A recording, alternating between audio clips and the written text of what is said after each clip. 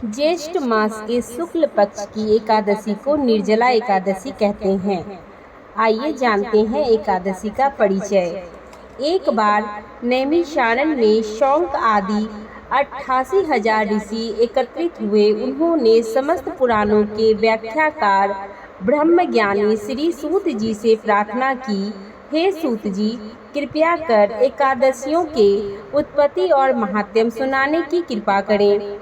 तब सूत जी बोले, हे महर्षियों, ऋषि मुनियों एवं समस्त प्राणियों के लिए अनंत पुण्यदायी एकादशी की उत्पत्ति के संबंध में मैं अपने 5वें अश्वमेध यज्ञ के समय धर्मराज युधिष्ठिर ने भी भगवान श्री कृष्ण से यही प्रश्न किया था। वह सारा वृत्तांत मैं आप सभी से कहता हूँ, ध्यान पूर्वक सुनो। एक वर्ष में 12 महीने होते हैं और एक महीने में 2 एकादशी होती है। एक वर्ष में 24 एकादशी हुई।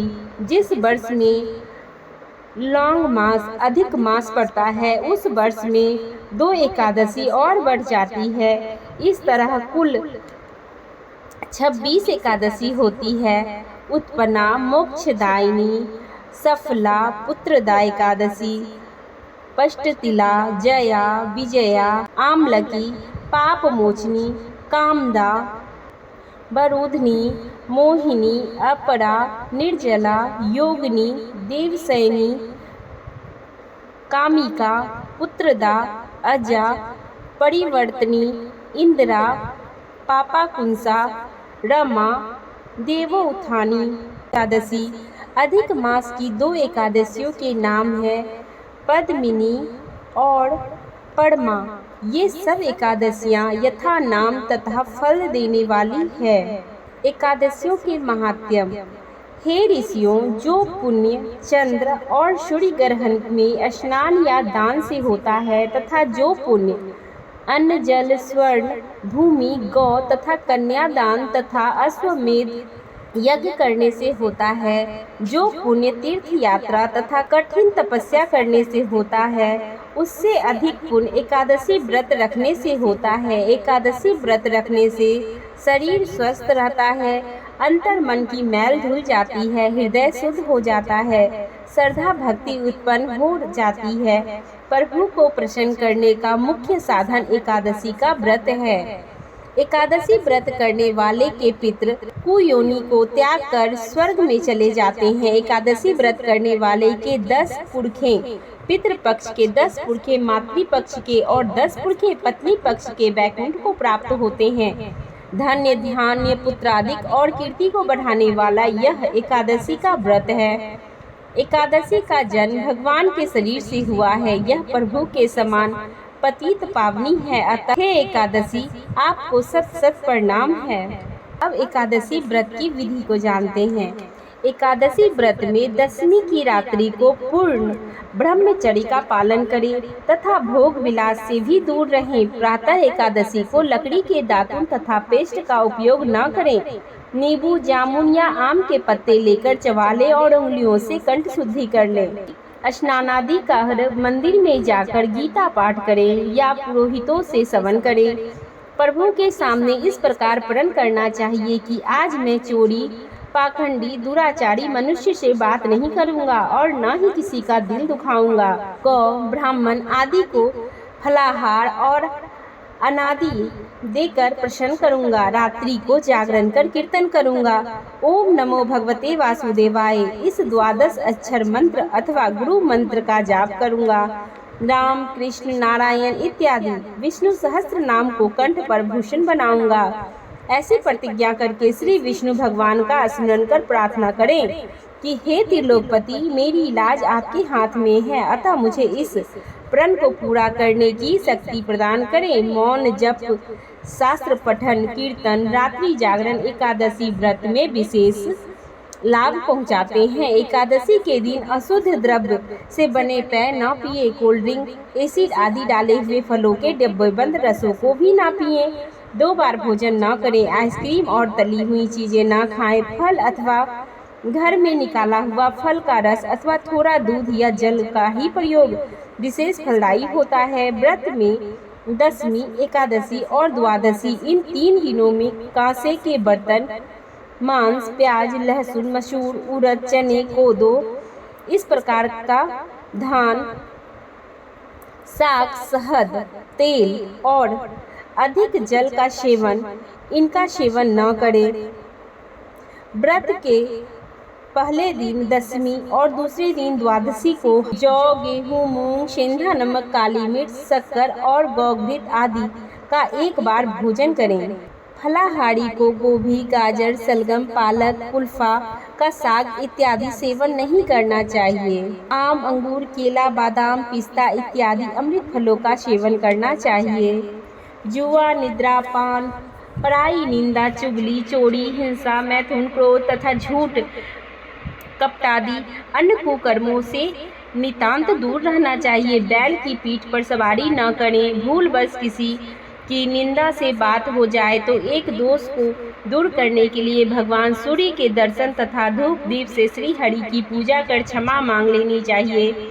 एकादशी के दिन घर में झाड़ू नहीं लगाएं, इसमें चींटियां और आदि सूक्ष्म जीवों की मृत्यु का भय रहता है। इस दिन बाल नहीं कटाएं। मधुर बोले, अधिक न बोले। अधिक बोलने से न बोलने योग्य वचन भी निकल जाता है। सत्य भाषण करना चाहिए। इस दिन यथाशक्ति अन्न दान करें, किंतु स्वयं किसी का दिया हुआ अन्न कदापि ग्रहण न करें। प्रत्येक वस्तु प्रभु को भोग लगाकर तथा तुलसी दल छोड़कर ग्रहण करनी चाहिए। एकादशी के दिन किसी संबंधी की मृत्यु हो जाए तो उस दिन व्रत रखकर उसका फल संकल्प करके मृतक को देना चाहिए और श्री गंगा जल में पुष्प प्रवाहित करने पर भी एकादशी व्रत रखकर व्रत फल प्राणी को निर्मित दे देना चाहिए। प्राणी मात्र को अंतर्यामी का अवतार समझकर किसी से छल कपट नहीं करनी चाहिए। अपना अपमान करने और कटु वचन बोलने वाले पर भूल कर भी क्रोध नहीं करें। संतोष का फल सर्वदा मधुर होता है। मन में दया रखनी चाहिए। इस विधि से व्रत करने वाला उत्तम फल को प्राप्त करता है। द्वादशी के दिन ब्राह्मणों को मिष्टान दक्षिणा दे प्रसन्न करें, उनकी परिक्रमा कर लेनी चाहिए। व्रत खोलने की विधि: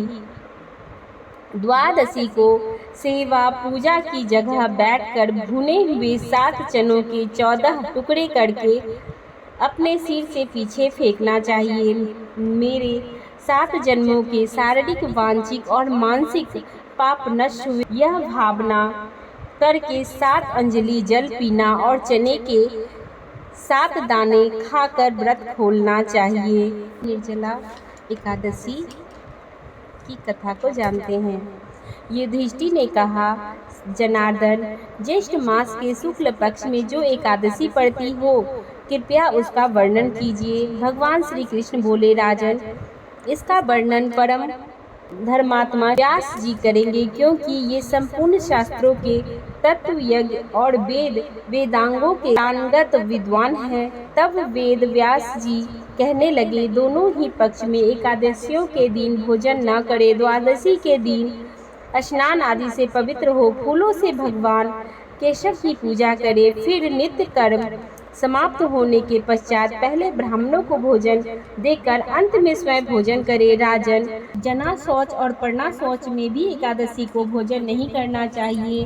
यह सुनकर भीमसेन बोले, परम बुद्धिमान पितामह, मेरी उत्तम बात सुनिए। राजन युधिष्ठिर, माता कुंती, द्रौपदी, अर्जुन, नकुल और सहदेव ये एकादशी को कभी भोजन नहीं करते तथा मुझसे भी हमेशा यही करने को कहते हैं। भीमसेन, तुम भी एकादशी को ना खाया करो, किंतु मैं उन लोगों से यही कहता हूँ कि मुझसे भूख नहीं सही जाएगी। भीमसेन की बात सुनकर व्यास जी ने कहा, यदि तुम्हें स्वर्गलोक की प्राप्ति अविष्ट और नरक की दूषित समझते हो तो दोनों पक्षों की एकादशी के दिन भोजन न करना। भीमसेन बोले, महाबुद्धिमान पितामह, मैं आपके सामने सच्ची बात कहता हूँ। एक बार भोजन करके भी मुझसे व्रत नहीं किया जा सकता, फिर उपवास करके तो मैं रह ही नहीं सकता।